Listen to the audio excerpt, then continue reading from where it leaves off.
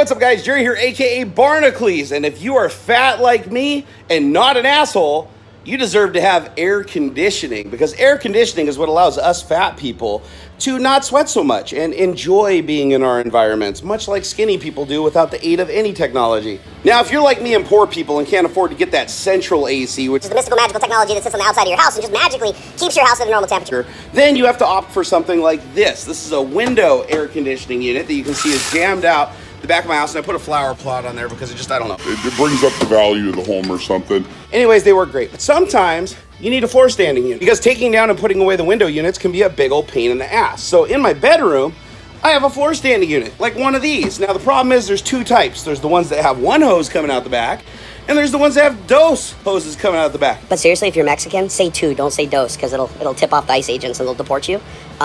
Just trust me on that one. This is the bad boy we're gonna be talking about today. This is a twin hose system, which means it pulls air in from outside, puts the heat into that air, and then blows that hot air right back outside. The first mod you wanna do, you wanna put a fiberglass blanket on that sumbitch. And I'll tell you right now, when you're handling fiberglass, make sure you're using your bare hands, because you can't feel the fibers through the gloves, so you don't know if you're getting fiberglass embedded into your hands. So it's better to just do it without gloves on, and then just wash your hands really, really good for about a month or two, and the stinging will go away.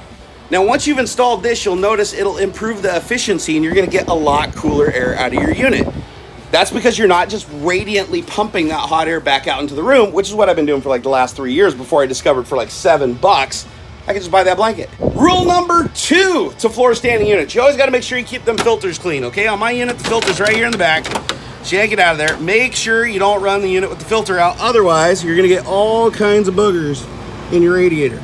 But if you do happen to screw up and make a mistake, it's not the end of the world. The way that you clean a radiator is by getting your wife's hairbrush, because usually our wives have finer little hairs that get in between those things. Make sure that they don't know you're using their hairbrush, and I even recommend leaving the hair in the brush so that they don't suspect anything happened.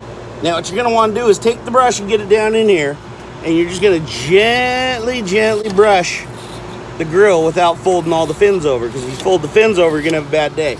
So you just give it a nice little brusheroo. It's all about efficiency, baby. Now, don't worry about cleaning the hairbrush, because it'll actually add volume and body with all that dust next time your wife brushes. All right, we gotta put the filter back in. Make sure you do that the right way. Again, do not run your unit with the filter off. That looks good enough. Also, another top tip, make sure your hose is always attached. Sometimes they come unattached. If they do, it just blows hot air into your room, and you wonder why it's Florida all the time. And if you're like me, for 2 days, you roast before you finally figure out that the hose came off, because that little dipshit right there keeps jumping on it and knocking it off. But seriously, I love you. You're a good kid. Oh, you're a good kitty. Oh, she's a good kid. She's not a good kitty. All right, another top tip. If the cats like to climb on the hoses and knock them off, just take and put sriracha or hot sauce all over the hose. Then when the cat jumps up on there, it gets it on its paws, and then it's like, what's this? And then the cat does a lot of funny things. You can post those on Instagram and get tons of views. And then, I don't know, maybe earn some money and even buy a better air conditioner. Hell, you might even be able to afford central air so you don't have to go through this crap. There you have it. Those are my tips and tricks to how to maintain your redneck AC solutions. If you guys have better ideas of how to do this, or actually took me seriously on using bare hands on fiberglass, you should probably go look up Darwin Award, because you're gonna get one pretty soon. Anyways, love you guys.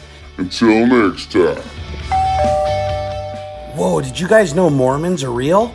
It says so right here in this book.